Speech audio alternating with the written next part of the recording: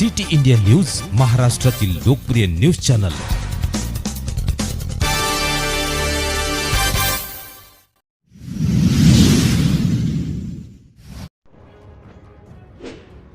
मेहकर पंचायत समितीमध्ये सदस्य नसल्याने अधिकाऱ्यांची मनमानी लूट तर काही बदलीच्या तयारीत। लवकरच ठोस पुराव्यांसह भ्रष्टाचारांवर कठोर कार्यवाही करण्याची वरिष्ठांसहित मुख्यमंत्र्यांकडे करणार मागणी। संभाजी ब्रिगेड जिल्हा कार्याध्यक्ष शेतकरी नेते पांडुरंग पाटील।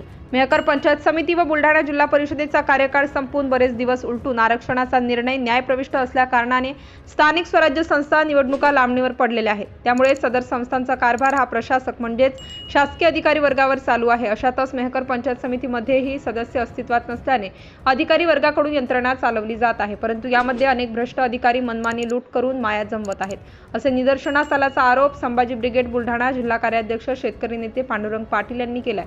यामध्ये सन 2022-23 व 2023-24 मध्ये राज्य व केंद्र सरकारतर्फे सर्वसामान्य वर्ग व ग्रामीण भागाकरिता अनेक योजना राबवण्यात आल्या, परंतु सदर योजनांमध्ये काही भ्रष्ट लाचखोर अधिकारी वर्गाकडून साखळी तयार करून नियोजनबद्ध पद्धतीने लूटमार करण्यात आली व त्यांच्यावर कोणाचाही अंकुश नसल्या कारणाने तोड बोलल्या पैसे गोरगरीब लाभार्थ्यांकडून उकडण्यात आले। तसेच काही बोगस लाभार्थींनीही पैशाच्या बदल्यात लाभ देऊन अनेक ठिकाणी गरजू विद्यार्थ्यांना वंचित ठेवल्या गेल्याचं निदर्शनास येत आहे।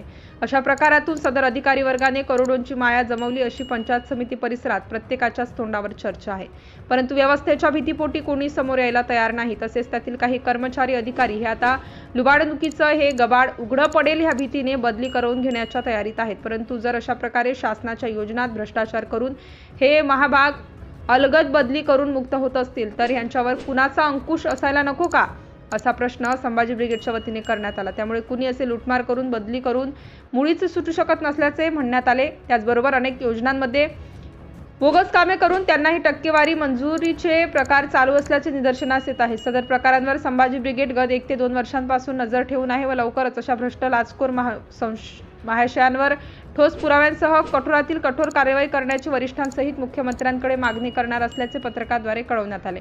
यातून तालुक्यातील अनेक शेतकऱ्यांसहित गोरगरीब गरजवंत कष्टकरी मजूर वर्गाला न्याय मिळणार असल्याचा विश्वास त्यांनी व्यक्त केला। सिटी इंडिया न्यूज साठी प्रतिनिधी शेख वसीम, सुलतानपूर।